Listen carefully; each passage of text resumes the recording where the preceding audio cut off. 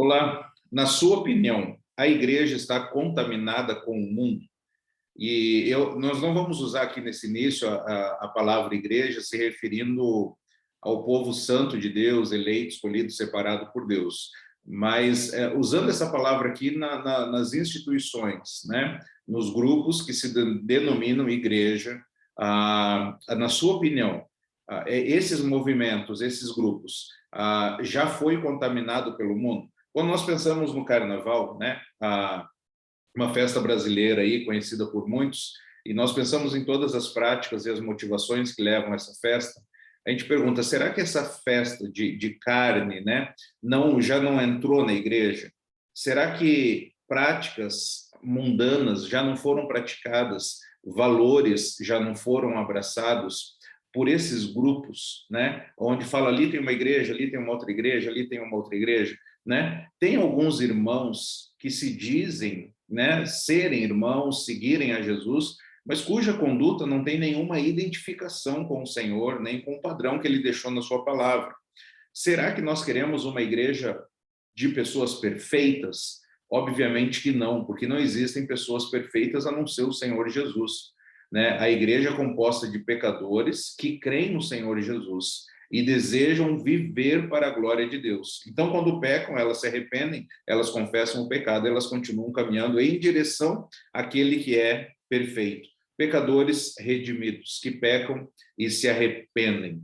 No livro de Efésios, que nós temos estudado, o apóstolo Paulo ele vai falar sobre essa nova vida, né? Ele apresentou já no capítulo 1, 2 e 3 a doutrina, a partir do capítulo 4, acerca dessa nova vida em Jesus, andar de modo digno da vocação em que nós recebemos em Jesus. E aí o que nós veremos no texto de hoje de Efésios 4, 17 até o 24, nós veremos que seguir a Jesus exige que comportamentos ímpios sejam abandonados em favor de um caráter transformado. Se nós dizemos que permanecemos nele, de acordo com 1 João, né? Se eu digo que eu permaneço em Jesus, eu devo andar como Jesus andou. E aí o apóstolo Paulo ele vai começar falando que nós não devemos viver segundo os gentios. No versículo 17 e 19 diz assim, eu lhes digo, e no Senhor eu insisto, que não vivam mais como gentios, que vivem na inutilidade de seus pensamentos. Eles estão obscurecidos no entendimento e separados da vida de Deus, por causa da ignorância em que estão, devido ao endurecimento do seu coração. Tendo perdido toda a sensibilidade, eles se entregaram à depravação, cometendo com avidez toda espécie de impureza. O povo de Deus, o povo santo, tem a responsabilidade de abandonar comportamentos ímpios, comportamentos dos gentios. Aqui a ideia de gentios é um povo que não é povo de Deus, né? Aquele povo que não conhece a Deus. E o apóstolo Paulo ele vai dizer e ele vai insistir, né, que nós não devemos viver segundo as pessoas que não têm um relacionamento com Jesus. E aí ele vai falar nessa primeira parte aqui sobre essa mentalidade, né? Essas pessoas elas vivem na inutilidade dos seus pensamentos. O pensamento de pessoas não crentes é um pensamento muito frustrante, né? São propósitos e alvos de vida que geram mais frustração, decepção, depressão, do que necessariamente uma realização, um significado, uma segurança, uma certeza, uma esperança, apesar dos problemas da onde nós estaremos daqui uns anos, ou quando terminar a nossa vida, com quem nós estaremos, o que nós faremos depois que essa vida terminar. O pensamento, então, dos não crentes, né, se limita a esse mundo, se limita aos valores desse mundo, aos objetivos desse mundo. E essas pessoas, eles acham que elas são iluminadas, elas acham que o grande segredo é descobrir como obter o poder, como obter a fama, como obter as realizações do coração, como obter riquezas, né, viver com seus rendimentos de ativos, de investimentos. Eu sou uma pessoa rica, se tornei uma pessoa próspera, famosa, e eu vou até servir outras pessoas, vou ajudar elas também nesse sentido, né? E elas acham que o fim da vida é isso. É esse o objetivo, né? Alcancei, zerei a vida, zerei. Eu consegui realizar um sonho do meu coração. E aí o texto está dizendo que nós não devemos viver à luz dessa inutilidade de pensamentos, dessas questões terrenas e transitórias. Nós não devemos viver à luz do entendimento obscurecido, né? Que não consegue entender o real propósito da vida, e que essas pessoas, elas estão alienadas, elas estão separadas da vida. Então, a mentalidade do gentio são pensamentos inúteis, é o entendimento obscurecido, e eles estão alienados da vida por causa da ignorância, por causa que não conhecem e não se relacionam com Jesus. São pessoas famosas, são pessoas poderosas, são pessoas que têm uma filosofia de vida, ensinam isso, propagam isso, vendem esses segredos que elas descobriram, mas elas não têm o real propósito da vida que é encontrado em Jesus. Nós não devemos viver, segundo os incrédulos, nem na mentalidade e nem no comportamento. Um comportamento cujo eles perderam a sensibilidade. O coração se tornou duro. E a palavra aqui é muito interessante, porque a palavra usada aqui era uma palavra usada na medicina para se referir ao calo ou uma formação óssea nas juntas. A ideia esse termo chegou até mesmo a ser usado para alguém ou alguma área, uma região, né, que perdeu toda a sensibilidade. Então, aquelas pessoas que não conhecem a Deus têm um coração duro, um coração insensível, um coração que é duro como uma pedra. Não conseguem compreender e se relacionar com Jesus. E aí essas pessoas se entregaram a uma depravação, se entregaram a comportamentos imorais, perderam a vergonha de suas práticas, porque o que importa é ser feliz. Você já ouviu isso, você ouve isso, o que importa é aquilo que te traz felicidade pessoal, né? Então, não se preocupa mais com o que as pessoas vão achar do pecado dele. Ele está querendo viver à luz da filosofia de vida que ele entendeu que é o melhor para ele, né? E aí cometem com avidez, toda espécie de impureza, né? Essa impureza aqui, esse impuro, é o maldito sentimento de possuir aquilo que não é legítimo. Existem propagandas de pecado que não existem mais pudor nenhuma na apresentação do pecado, nessa propaganda, né? Queria te perguntar o que você sente quando você está indo atrás de um caminhão de lixo, né? Você está no trânsito, um dia ensolarado, quente, né? O ar-condicionado não está funcionando, os vidros estão abertos e vem aquele cheiro, né? Imagina que você está no carro, no trânsito, você está se alimentando, comendo um lanche ali enquanto está em deslocamento, e vem aquele cheiro do caminhão do lixo. Talvez você já viu até pessoas se alimentando próximas ou no próprio caminhão que recolhe o lixo. Como que as pessoas conseguem fazer isso? Porque elas acabaram se acostumando.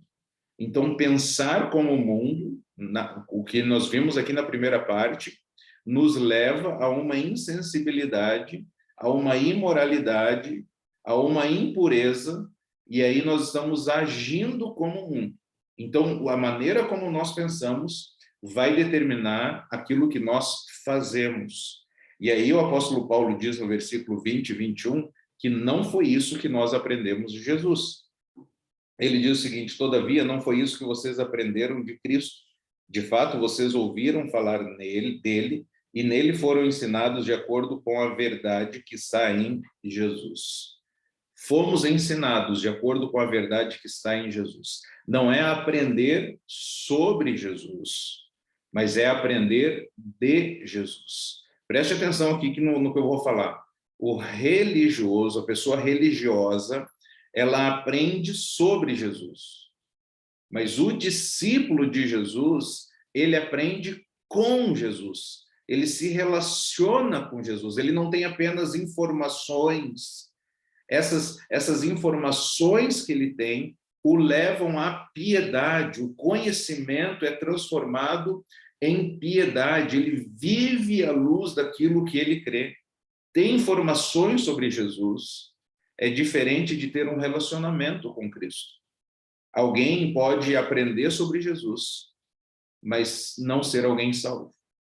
O apóstolo Paulo está dizendo que agora que você é crente, sua vida precisa ser diferente.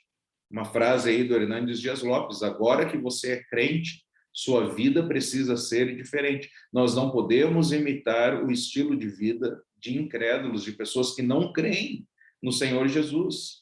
Amar o que eles amam, amar os valores desse mundo, fazer aquilo que as pessoas desse mundo estão seguindo, o príncipe da potestade do ar, que o apóstolo Paulo começou no capítulo 1, né? Capítulo 2 de Efésios.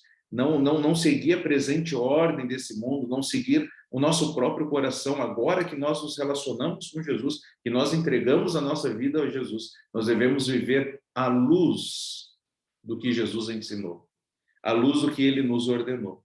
Aí a grande pergunta é, tá bom, eu quero viver para a glória de Deus, eu quero viver diferente do que o mundo vive. Eu quero que os meus valores sejam diferentes, porque o meu Senhor é diferente. O meu Senhor não sou mais eu, não é mais esse sistema de valores mundano. Agora é Jesus, e eu quero viver para ele. Como que eu vou fazer isso? A partir do versículo 22, o apóstolo Paulo dá o segredo. Ele vai falar, então, sobre esse processo de transformação.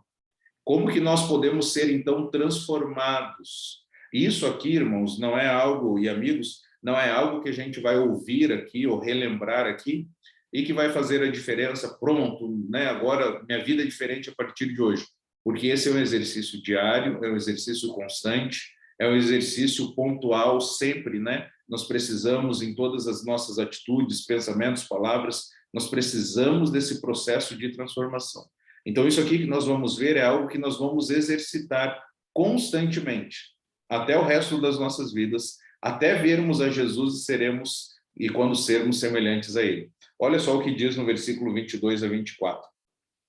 Quanto à antiga maneira de viver, vocês foram ensinados a despir-se do velho homem, que se corrompe por desejos enganosos, a serem renovados no modo de pensar e a revestir-se do novo homem, criado para ser semelhante a Deus em justiça e em santidade provenientes da verdade.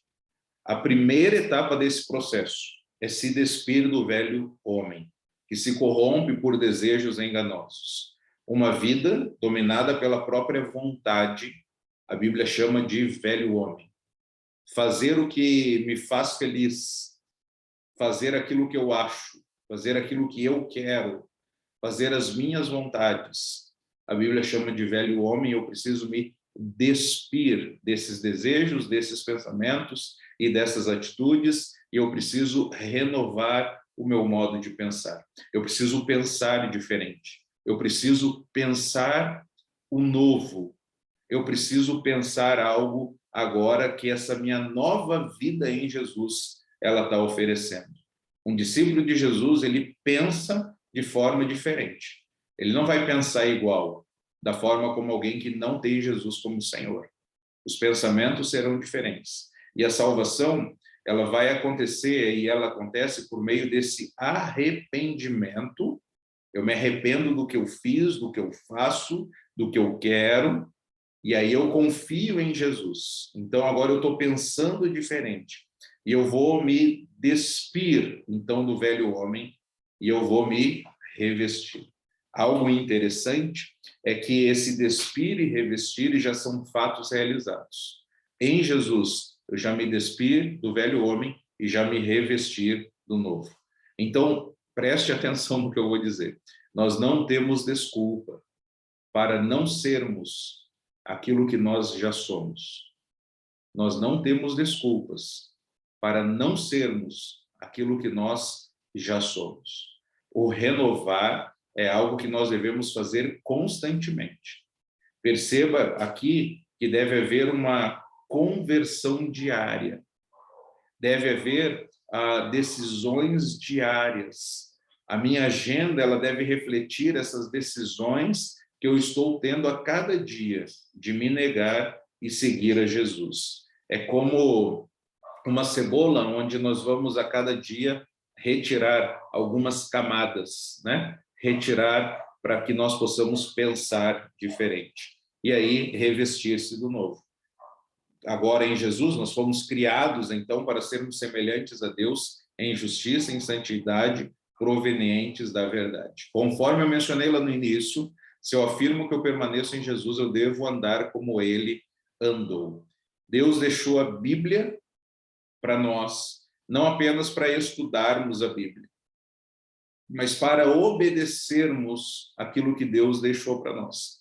Então, a nossa vida ela precisa ser transformada. Não é apenas encher o intelecto, mas é encher o nosso coração, encher a nossa vida por completo. Nos próximos versículos aqui de Efésios, o apóstolo Paulo ele vai ser muito prático acerca de como deve ser essa nossa conduta, como que deve ser alguém que professa Jesus, como que ele vai agir. Então, o resumo daquilo que nós ouvimos hoje, nós refletimos, é que seguir a Jesus exige que comportamentos ímpios sejam abandonados em favor de um caráter transformado. Necessário vos é nascer de novo. Precisamos nascer de novo. Que Deus esteja nos ajudando, se revelando cada vez mais a nós, despertando em nós tanto o querer quanto o realizar, para que a nossa vida seja mais parecida com Jesus. E que a igreja de Jesus esteja em constante aperfeiçoamento. Conforme eu mencionei no início, será que a igreja já foi contaminada? A igreja de Jesus, ela está em constante aperfeiçoamento. Ela está num processo de descontaminação. Ela está num processo de santificação. Ela está num processo de abandonar o erro, de confessar os pecados, livrar-se do pecado que está ao redor e olhar para Jesus e correr em direção a ele e ser transformado pelo Evangelho de Cristo Jesus. Que Deus nos abençoe a sermos a cada dia transformados por Jesus. Conforme aquela música infantil que diz, pouco a pouco, cada dia, pouco a pouco, enquanto me guia, Cristo transforma-me. Essa deve ser a nossa oração. Senhor, que hoje eu não possa, não se preocupar em ser a melhor versão, né? Mas, Senhor, que hoje eu seja um pouco mais parecido com Jesus do que eu era ontem. Eu não seja a versão do Onéias, eu seja a versão de Jesus. Ou seja, reflita a imagem dele, porque é isso que é a sua vontade. Esse que é o propósito do Senhor para a nossa vida. Então, que Deus esteja nos abençoando e nós possamos renovar nosso modo de pensar, despindo-se do velho homem, renovando-se do novo, e aí vivendo para a glória do Senhor. Que Deus abençoe a todos, um excelente dia na companhia do Senhor Jesus. Um abraço.